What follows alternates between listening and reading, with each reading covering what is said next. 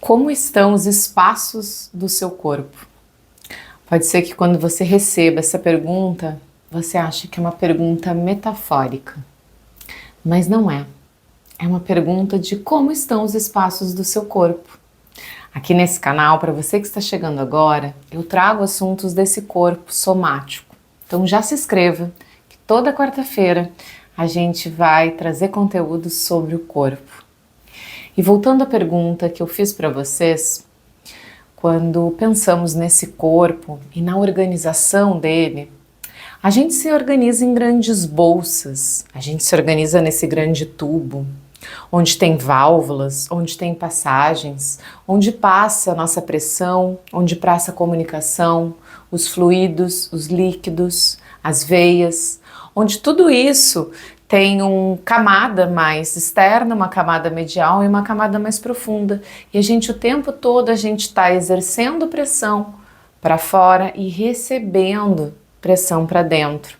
Então o tempo todo o corpo está em movimento e o tempo todo ele está pulsando. Desde uma pequena célula, ela também pulsa, ela também precisa fazer essa força para conseguir limitar sua barreira, para conseguir limitar sua borda externa com sua borda interna, seu organismo intracelular com a comunicação extracelular. Assim é o corpo, o tempo todo se comunicando. Só que para se comunicar, ele precisa de espaços. Essas grandes cavidades onde tem muito líquido e onde a gente traz e comporta muito a vida, como é a nossa pelve, como é o nosso cérebro, como é o nosso abdômen, todos eles precisam de motilidade. Esse órgão, ele precisa do seu movimento próprio e também precisa se movimentar em relação a outra estrutura.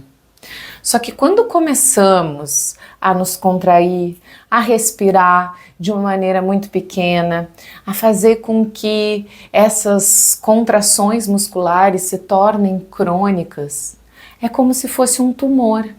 O tumor, quando chega e abre aquele espaço, ele não acaba apertando e comprimindo todos os tecidos em voltas. É assim também. Quando a gente começa a fechar esse corpo, quando começa a não respirar, quando começa a não expandir, a gente começa a fechar esses caminhos.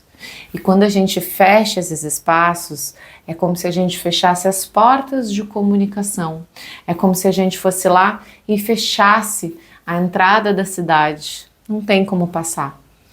Então isso vai fazendo com que ali não passe mais fluxo, com que ali não tenha mais nenhum tipo de retorno e que aquela parte do corpo comece a adoecer. Aquela parte do corpo começa a trazer sensibilização do nosso sistema nervoso central, começa a informar a dor e aí começa essa desorganização toda sistêmica do corpo.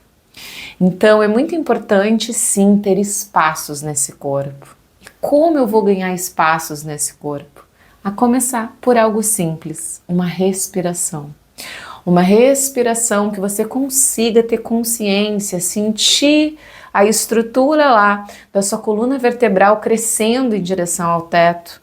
Sentir todas as partes dessa estrutura respiratória, desde os músculos acessórios aos músculos primários dessa respiração.